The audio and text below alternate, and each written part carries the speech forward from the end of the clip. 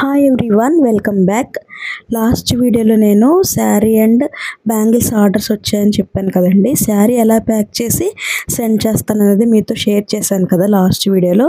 ఇప్పుడు బ్యాంగిల్స్ ఎలా ప్యాక్ చేసి సెండ్ చేస్తాను అనేది మీతో షేర్ చేస్తాను అనమాట. చూడండి, ఓకేనా. మనం ఆర్డర్ యాక్సెప్ట్ చేసిన తర్వాత ఇలా లేబుల్ వస్తుంది. ఆ లేబుల్ని బయట వెళ్ళి మనం ప్రింట్ తెచ్చుకోవాలన్నమాట. ఇక్కడ చూపిస్తున్నాను కండి, ఈ బ్యాంగిల్సే నాకు వచ్చిన ఆర్డరు. ఇప్పుడు దీన్ని ప్యాక్ చేసి పంపిస్తాను. ఇలాగ డ్యామేజ్ అవ్వకుండా ఒక ప్లాస్టిక్ బాక్స్లో అయితే బ్యాంగిల్స్ పెట్టి ప్యాక్ చేస్తామండి. మరి డ్యామేజ్ అవ్వకూడదు కదా కస్టమర్కి రీచ్ అయ్యే వరకు.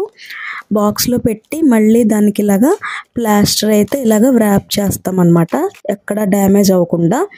అండ్ నెక్స్ట్ మళ్ళీ దానికి ఇలాగ బబుల్ వ్రాప్ పెట్టి వ్రాప్ అయితే చేస్తామన్నమాట. కొరియర్లో కొంచెం ఎలా పడితే అలా వెళ్తుంది కదండి, డ్యామేజ్ అయితే అవ్వకుండా ఇలాగా బబుల్ వ్రాప్ తోటి వ్రాప్ చేసేసి మళ్ళీ దానికి ప్లాస్టర్ అయితే వేసేస్తాం అనమాట. ఫుల్గా ప్లాస్టర్ వేసేస్తే ఎక్కడ మనకి ఎలాంటి డ్యామేజ్ అయితే జరగదు, కస్టమర్కి మంచిగా సేఫ్టీగా అయితే రీచ్ అవుతుందండి. ఇలా మొత్తం ప్లాస్టర్ వేసేసి మళ్ళీ దీన్ని కొరియర్ ప్యాకెట్లో పెట్టి పంపిస్తాము.